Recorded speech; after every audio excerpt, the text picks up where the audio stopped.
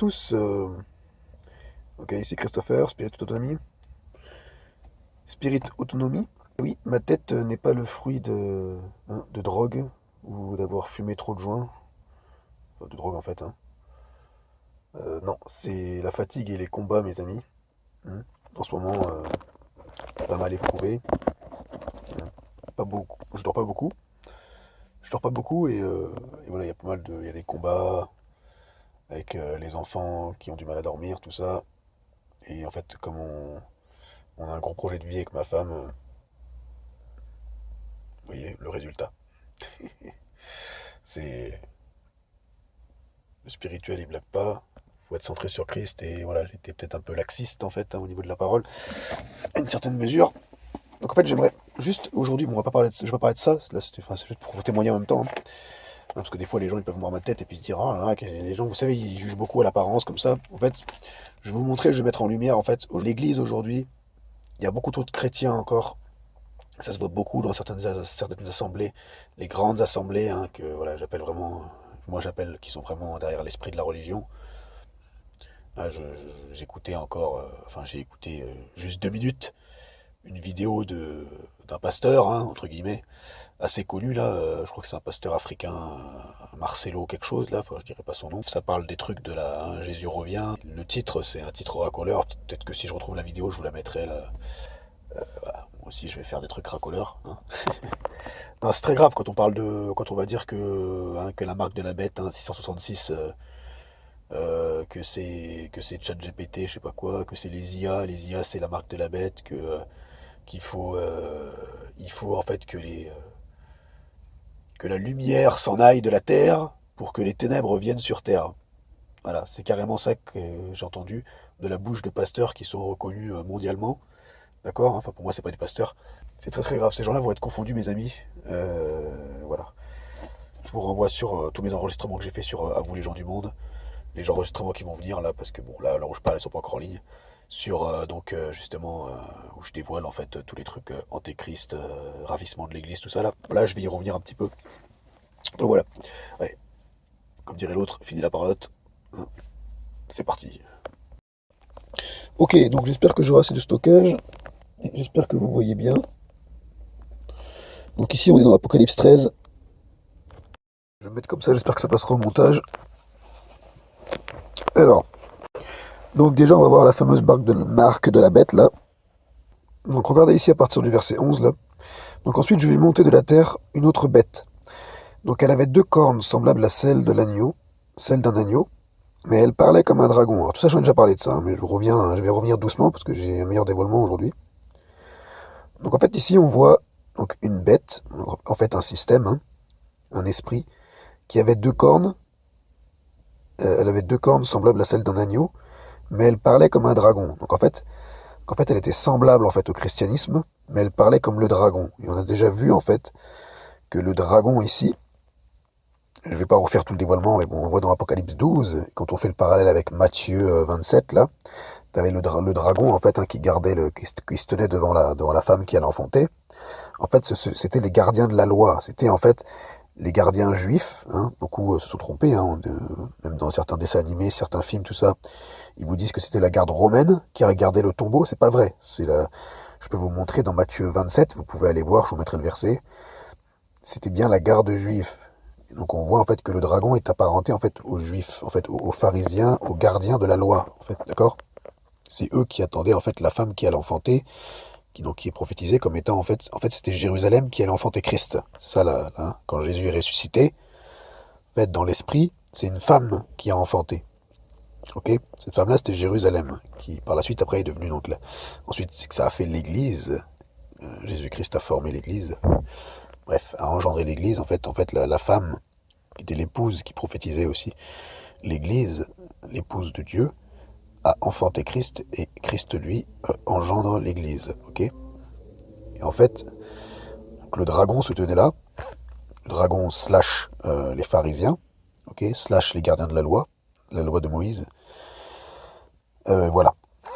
Ce sont donc, là en fait, on voit une bête ici qui est apparentée en fait, qui a la bouche en fait, qui parle comme un agneau. 2 cornes semblables à celles d'un agneau, mais elle parlait comme un dragon, d'accord.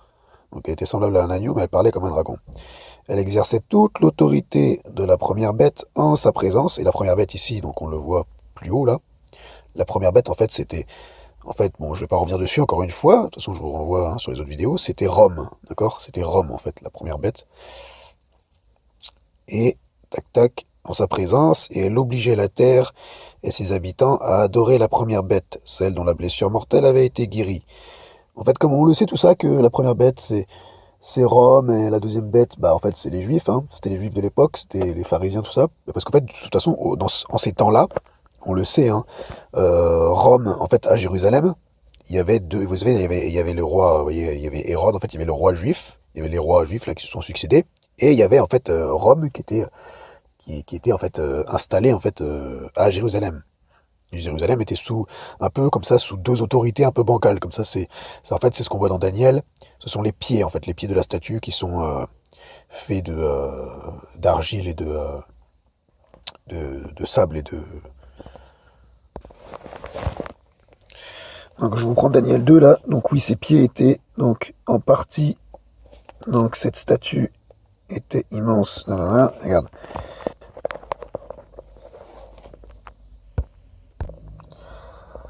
Allez, ses jambes en fer, et regardez ses pieds en partie en fer et en partie en argile.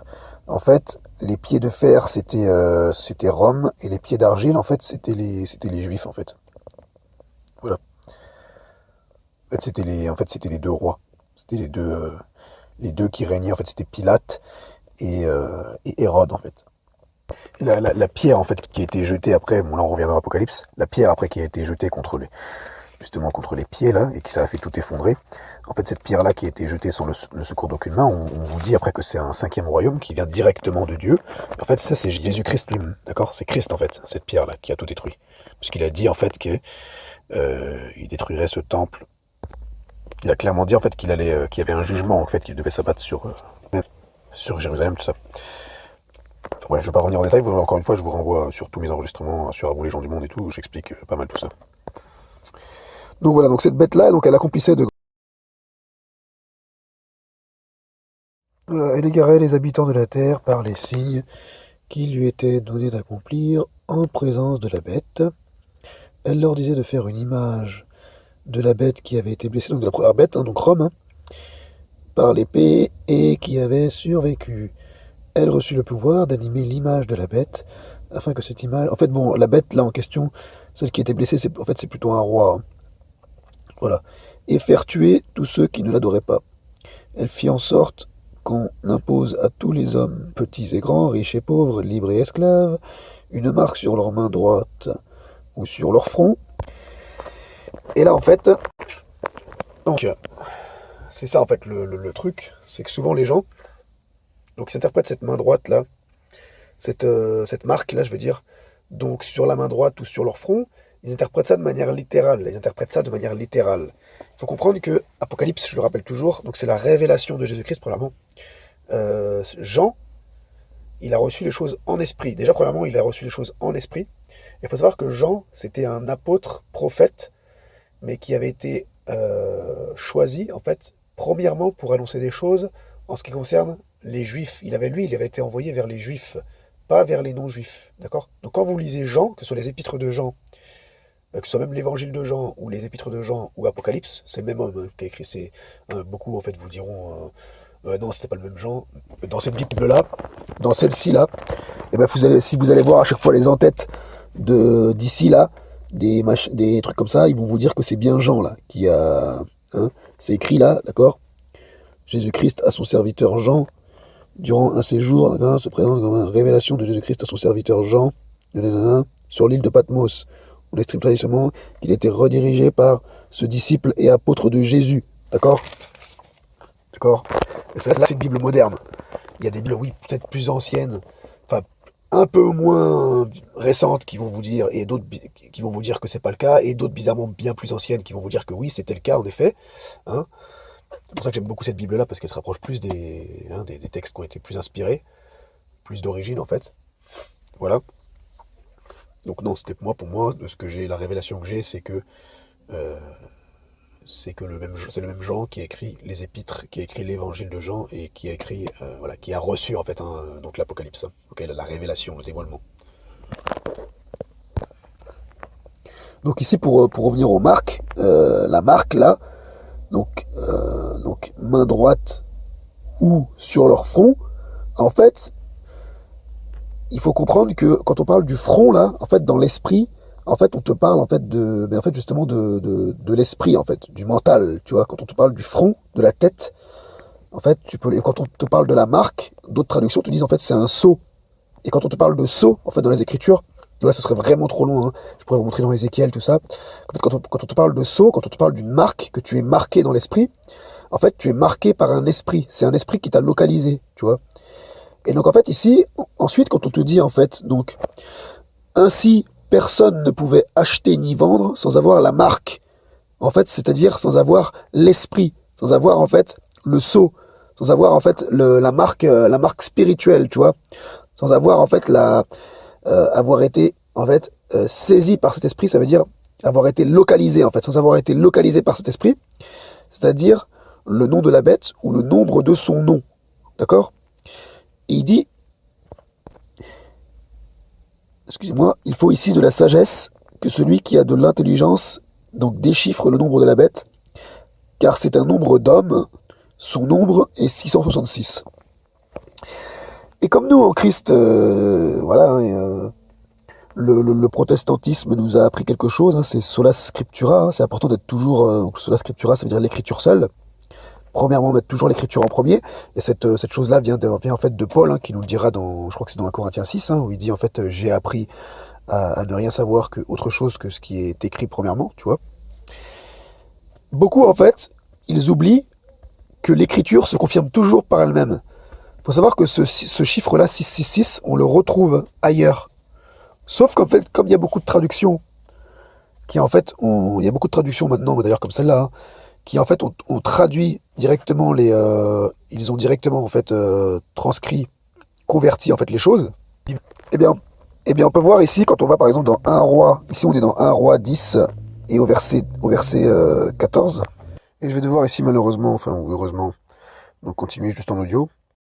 Donc vous avez pu l'apercevoir, mais donc dans 1 roi 10 au verset 14, on peut voir en fait que le poids de l'or qui arrivait chez Salomon chaque année était de près de 20 tonnes. Ça c'est ce qu'on voit dans la Louis II 2007 que j'ai là, 2007. Sauf que en fait, dans les anciennes, les traductions un peu plus anciennes, c'est écrit 666 talents d'or. D'accord. Donc on retrouve ce 666. Et on le retrouve ailleurs aussi, je vous mettrai le verset parce que je l'ai oublié, mais je sais que... parce que là j'ai pas d'internet, hein, sur moi, c'est assez de tête, hein, tout ce que je vous fais. On le retrouve ailleurs dans Roi, je crois que c'est dans 2 Rois, je sais plus. On retrouve encore cette histoire des 666. Des 666 talents d'or avec les boucliers, tout ça là. Et si vous allez voir par exemple, quand il construit le palais au chapitre 7, là, de 1 Roi chapitre 7, vous allez voir en fait à quel point le roi Salomon était riche. Et je vous mettrai l'autre passage où on voit l'histoire des 666 aussi, talents d'or, il me semble. Et il y a encore un autre passage dans les Écritures où on vous parle en fait du chiffre 666. Et là, là par contre, c'est en lié à la descendance d'un certain homme. J'ai oublié le nom. En tout cas, moi, ce que je pense, c'est qu'il faut plutôt aller chercher par là. Il faut arrêter d'aller chercher des trucs farfelus, hein, des trucs de notre temps, je sais pas quoi. Hein, si on veut comprendre en fait ce qui se passe dans notre temps, il faut s'humilier et aller voir ce qui s'est passé dans leur temps à eux. Parce qu'il faut savoir en fait que Apocalypse, là, tout ce qui s'est passé, tout ce que en fait vous décrit Jean de manière en fait, tout ce que vous pouvez voir en fait, il faut savoir qu'il parle premièrement pour Israël en fait, hein, pour l'année 170, les années 70. Il parlait en fait l'an 70. Il parlait en fait Jean. Et d'un point de vue spirituel, il s'adressait directement en fait à l'Église. C'était la révélation de Jésus-Christ à son épouse l'Église. Ok, la pleine révélation de Jésus-Christ, c'est ce qu'on voit à la fin en fait. C'est vraiment l'accomplissement final de Jésus-Christ en fait venu dans nos cœurs. Ok, en fait c'est la rencontre de Jésus-Christ. Je le rappelle, hein, l'évangile en fait, la bonne nouvelle en fait, c'est que Jésus-Christ il est mort, il est enseveli, il a été enseveli, il a dormi en fait pendant 3 jours dans le séjour des morts. Son âme en fait était dans le séjour des morts, son esprit était directement au paradis. Et le 3e jour, il est ressuscité, et ensuite il est apparu En fait, c'est sa mort, son ensevelissement, sa résurrection et son apparition. Et aujourd'hui, pour toi, tu vis aussi cela, par exemple, à travers le baptême. À travers, en fait, tu meurs avec Christ, tu ressuscites avec lui, et Jésus-Christ t'apparaît, en fait. Il t'apparaît comment? Il apparaît, en fait, sous différentes formes. Il t'apparaît en vision. Tu peux le contempler, Jésus. Tu peux également le vivre. En fait, c'est ça l'apparition. C'est quand tu vis Jésus, en fait, au quotidien. D'accord? C'est ça qu'on a appelé baptiso, être baptisé du Saint-Esprit. Tu vois, c'est ça l'apparition pour nous. Voilà. Et donc, pour en revenir donc à notre roi Salomon, la particularité du roi Salomon, c'est que, en fait, ce qu'il a fait chuter, justement, c'est sa richesse. En fait, il faut savoir que la Bible, en fait, Paul nous dira, en fait, et Jésus lui-même nous dira, en fait, que la richesse, en fait, de ce monde, en fait, elle est régie par un esprit. En fait, c'est Mammon. D'accord? En fait, ici, quand on te parle, en fait, de la marque de la bête, là, 666, ça fait pour moi référence aux 666 talents d'or, et donc à Mammon. Et d'autres vous diront également que 666, en fait, dans le grec, là, je sais plus, dans l'hébreu, en fait, quand on le chiffre 666, en fait, 666, quand on le transcrivait, en fait, en alphanumérique, là, ça donnait le nom Néron. Et on sait qu'à l'époque, c'était César Néron qui régnait. C'est sous lui, en fait, que Jérusalem a brûlé. D'accord? Donc voilà. Donc soit, en fait, on parle de César Néron, ou soit, en fait, on peut faire aussi également référence à l'esprit, à un esprit argent, d'accord, Mammon. C'était que cet homme-là, en fait, il était en fait corrompu, il était en fait influencé par Mammon, d'accord, par l'esprit que c'était le même esprit en fait que l'esprit qui a fait chuter, qui était aussi sur Salomon, d'accord. Voilà. Bon, faut savoir que Salomon a aussi été inspiré par le Saint-Esprit, bien sûr, parce qu'il a écrit pas mal de l'Ancienne Alliance. Voilà, donc tout ça pour dire que voilà, donc arrêtez hein, avec vos trucs hein, voilà, c'est déjà hein, dans les années 80 la marque de la bête c'était quand quand ils allaient annoncer, je crois que c'était voilà la carte bleue hein. Bon, je sais pas si les années 80 voilà, il y avait cette histoire là, je sais plus, mais bon, il y avait un moment donné c'était la carte bleue. À un moment donné en fait les gens ils étaient persuadés que l'enlèvement ça allait être je crois en 84, je crois un truc comme ça, ou 88, je sais plus. Parce qu'en plus, il y avait eu l'histoire avec le film, le film et livre de George Orwell, 1984. Il y en avait certains qui pensaient que ça allait être la fin du monde en 84. Voilà, et il y a eu un livre, il y avait des livres qui sont sortis et tout, hein, en mode, ouais, ça va être l'enlèvement. Je crois que je sais plus si c'était en 84 ou en 88, un truc comme ça, c'était dans les années 80. Voilà, il y en avait qui croyaient ça. Après, il y en avait l'an 2000 ou 1999. Hein, ils mettaient ça à l'envers. En 1999, ils étaient là en mode 666. Ils enlevaient le 1, je sais pas quoi. Bref, n'importe quoi. Après, en 2012, il y avait la fin du monde aussi parce que les Mayas ou je sais pas quoi, il y a eu un sacrifice de masse là. Parce que le calendrier Maya disait que c'était la fin du monde. Et nous, on n'est pas sous le calendrier Maya, nous, d'accord. Nous, on est sous le calendrier Jésus-Christ, ok. Après, il y en avait d'autres, c'était en 2014, parce qu'il y avait soi-disant eu les éclipses lunaires de sang, là, à 4 années de reprise, je sais pas quoi, et après il y en avait, c'était en 2016, après il y en avait, c'était en 2017, hein, Mario Massicotte, tout ça, là, hein, au nom de Jésus-Christ de Nazareth, Brekuta la Bashadai. Enfin voilà, bref. Bref, il y en a qui sortent n'importe quoi. Il y en avait après, c'était en 2022, ça allait être la fin du monde, hein, parce qu'après, voilà, il y avait le Covid. Maintenant, il y en a, voilà, puis depuis longtemps, il y en a aussi qui pensent que le dernier, hein, le dernier mandat, comment dire, le dernier sursis, ce serait 2028. Hein, ça, il y avait Pierre Gilbert qui disait ça à une certaine époque. Maintenant, bon, il est assez âgé, Pierre Gilbert. Moi, j'écoutais au début de ma conversion. Ce monsieur disait pas que des bêtises, mais bon, voilà. Il y en a qui parlent aussi de là, hein, le fameux agenda 2030, hein, que tout va être fini en 2030. Voilà. Moi, personnellement, je n'y crois plus à tout ça. Parce qu'il faut comprendre que, premièrement, Apocalypse, déjà, Jean, d'un point de vue terrestre, il a reçu ça pour sa génération à lui, pour les gens de son époque à lui, il avait reçu ça à la base. Et deuxièmement, et enfin, surtout premièrement, il a reçu ça pour l'épouse de l'Église, en fait, c'était la révélation de Jésus-Christ, c'est le premier verset, d'accord. Donc maintenant, on va revenir juste donc par rapport à l'enlèvement de l'Église, parce qu'en fait, tout ça, c'est lié. Hein. Donc je vais juste reprendre le fameux passage, hein, de 1 Thessalonicien, là. Ok, donc ça, là c'est 1 Thessaloniciens 4, à partir du verset 13. Donc Paul ici parle, il dit « Nous ne voulons pas, frères et sœurs ». Donc déjà, ici, là, il intitule « Résurrection des croyants et retour du Seigneur ». Bon, ils intitulent pas tous ça comme ça, là j'aime pas trop l'intituler. Parce qu'en fait, quand on parle du retour, je le rappelle, en fait, souvent, c'est le mot, c'est parousia, et en fait, parousia, dans le grec, c'est premièrement traduit par présence. Et comme par hasard, en fait, c'est pour ça qu'il faut faire attention toujours au traducteur. Je vous invite à aller voir la vidéo qui viendra aussi, où j'ai expliqué par rapport aux différentes traductions, là. En fait, quand on te parle du retour du Seigneur, en fait, souvent, c'est parousia, ou parfois, c'est le mot épiphanie, qui signifie, en fait, présence ou apparition. Apparition déjà présente, d'accord? Donc, ne voulons pas, frères et sœurs, que vous soyez dans l'ignorance au sujet de ceux qui sont morts. Chouraki dira au sujet de ceux qui dorment, d'accord? Parce que, pour Dieu, cette mort-là, la mort terrestre, c'est un endormissement. Afin que vous ne soyez pas dans la tristesse comme les autres, qui n'ont pas d'espérance. En effet, si nous croyons que Jésus est mort et qu'il est ressuscité, nous croyons aussi que Dieu ramènera par Jésus et avec lui ceux qui sont morts. Voici ce que nous vous déclarons d'après la parole du Seigneur, nous les vivants, et en fait, puisqu'en fait, il ressuscitait les morts déjà. D'accord? Et nous avons le pouvoir en Jésus-Christ de ressusciter les morts, ok? Faut savoir que Paul, il se battait avec des gens qui croyaient pas en la résurrection des morts, tout ça. En effet, si nous croyons que Jésus est mort et qu'il est ressuscité, nous croyons aussi que Dieu ramènera par Jésus et avec lui ceux qui sont morts.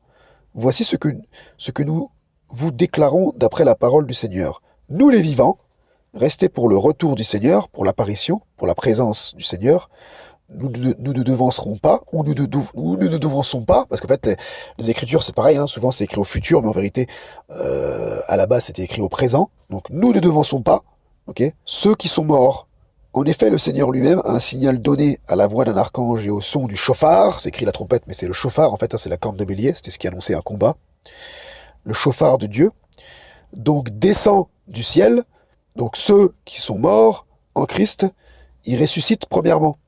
Ensuite, nous qui sommes encore en vie, donc nous sommes tous ensemble enlevés avec eux sur des nuées à la rencontre du Seigneur dans les airs.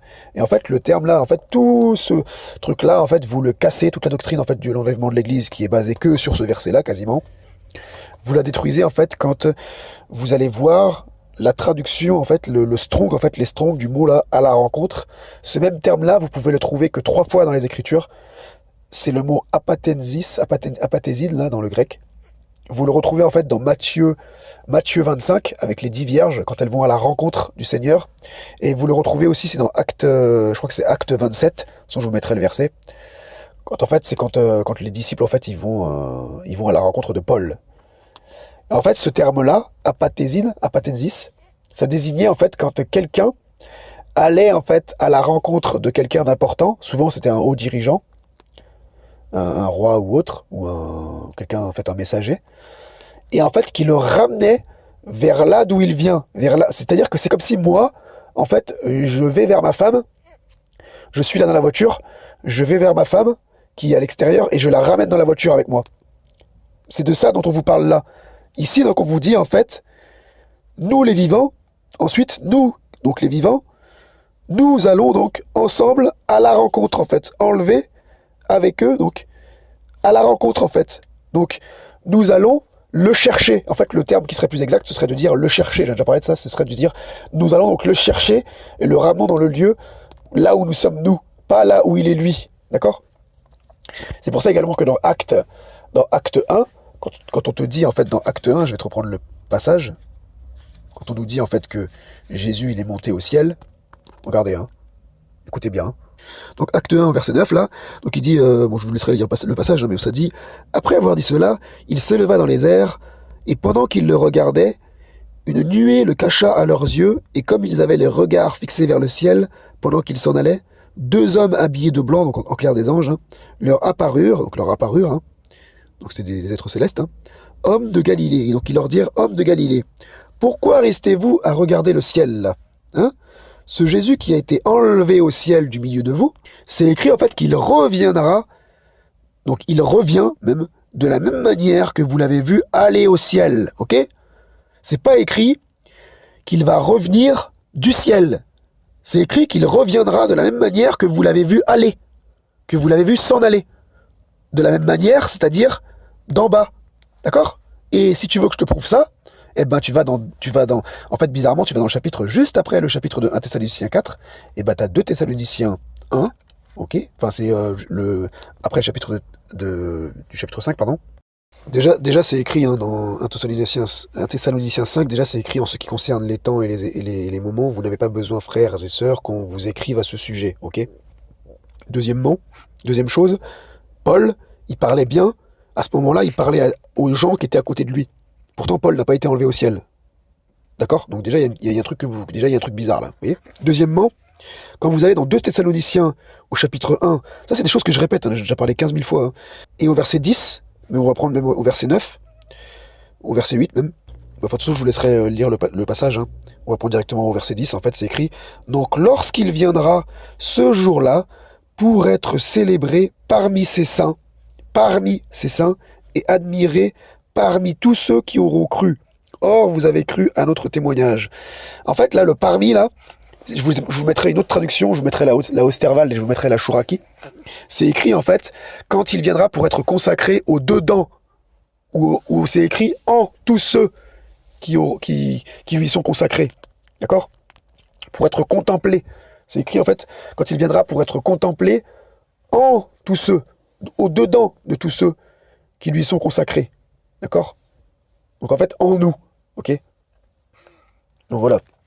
Donc en fait, bizarrement, ce passage-là contredit en fait hein, la fausse doctrine hein, qui est tirée en fait de 1 Thessaloniciens 4 au verset 16 et 17 là. D'accord? Particulièrement au verset 17. Vous voyez, il y a beaucoup de confusion en fait comme ça. Pourquoi? Parce qu'en fait, les gens, il y a beaucoup trop de chrétiens aujourd'hui qui, voilà, qui ont vraiment un esprit religieux, qui surtout en fait qui sont feignants en fait, hein, et on veut plus lire. Ça c'est très grave. En fait, le diable nous a vraiment endormis en fait au niveau de la lecture des Saintes Écritures.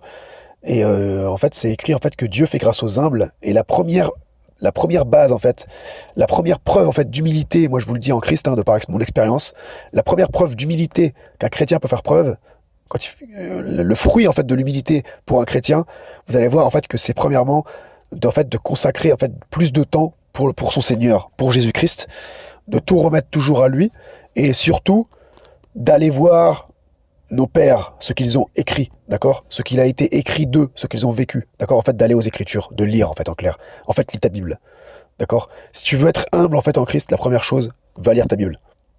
Et tu verras, en fait, que Dieu va te faire grâce.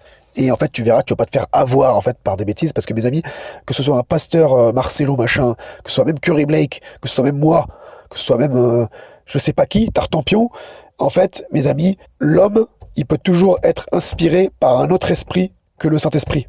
Parce qu'en fait, nous sommes influencés par toutes sortes d'esprits, et par contre, nous sommes possédés, au nom de Jésus-Christ de Nazareth, nous sommes possédés par le Saint-Esprit. Voilà. Tu peux pas en Christ être possédé par le diable, et par contre, tu peux être influencé par lui. Donc c'est différent, ok? On parle en fait souvent, quand on parle en fait d'un cas de possession démoniaque, en fait, c'est quelqu'un qui est influencé à un tel point que en fait, il a plus contrôle, il a quasiment plus le contrôle sur lui-même. Il peut le reprendre de temps en temps, mais c'est très très difficile. Et souvent, c'est parce que c'est des gens qui n'ont pas reçu Christ, en fait, hein, qui n'ont pas le dévoilement de Christ, d'accord? Mais un chrétien, en fait, ne peut pas être possédé par le diable. Par contre, il peut être influencé. Moi, je peux être influencé. Voilà. Sauf, en fait, si je vous annonce l'évangile, si ce que je dis, en fait, je prends les Écritures et que c'est l'évangile, en fait, la finalité, c'est la bonne nouvelle de Jésus-Christ qui vous est dévoilée, c'est-à-dire que Jésus-Christ, il est mort, enseveli, ressuscité et apparu. Alors là, je suis inspiré par le Saint-Esprit. D'accord? C'est comme ça, en fait, c'est ce qu'on voit dans 1 Jean 4. C'est comme ça qu'on sait, en fait, on le voit dans 1 Jean 4, 1 Jean 3, là. C'est comme ça qu'on sait, en fait, si quelqu'un est influencé par l'Esprit de Dieu ou par un autre esprit.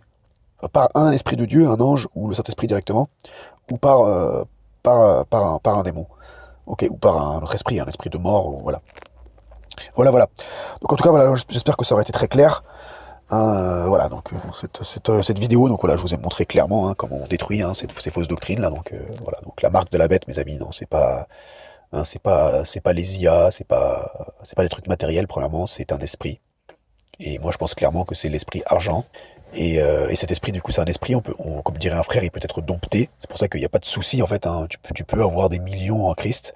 Si ces millions, en fait, sont tournés vers le royaume de Dieu, eh ben, gloire à Dieu. Par contre, si, en fait, c'était pas enraciné en Christ, en fait, ces millions-là vont venir, en fait, prendre la place de Jésus-Christ dans ta vie. Et c'est là où ça devient grave. Et c'est là, en fait, où ça devient la marque de la bête pour toi. D'accord? Et pareil, donc, pour l'enlèvement de l'église, donc, je t'expliquais, en fait, que prends les Écritures en étant centré sur Christ, en ayant le dévoilement que Christ vit en toi, et prends les Écritures en fait en comprenant qu'en fait à l'origine ces textes-là ont été écrits au présent, et tu vas comprendre en fait que l'enlèvement, en fait être enlevé en Christ, avoir l'apparition de Christ, son retour, en fait c'est quand tu as le plein dévoilement de Christ en toi, d'accord? Voilà, voilà. Donc en fait en effet oui, en fait les morts nous devanceront pas. En effet, oui, nous ne devançons pas à ceux qui se sont endormis, puisque oui, parce qu'ils ont rencontré Jésus en fait avant nous. Là, quand il parle de ceux qui se sont endormis, il parlait pour l'Église, hein. Donc oui, tu devances pas en fait ton frère qui s'est endormi charnellement, mais qui est bien vivant en esprit. Tu le devances pas, d'accord? Il a rencontré Jésus avant toi. Mais par contre, tu es enlevé comme lui en Christ, ok? Voilà. Et en fait, la finalité, ce sera l'enlèvement, l'apparition totale en fait de Jésus-Christ sur terre. Ce sera en fait une apparition totale, ce sera un enlèvement total. Ça veut dire qu'en fait Jésus-Christ sera dévoilé à toute l'humanité. Voilà, voilà. Donc voilà, en tout cas soyez encouragés, soyez fortifiés. Allez, ciao.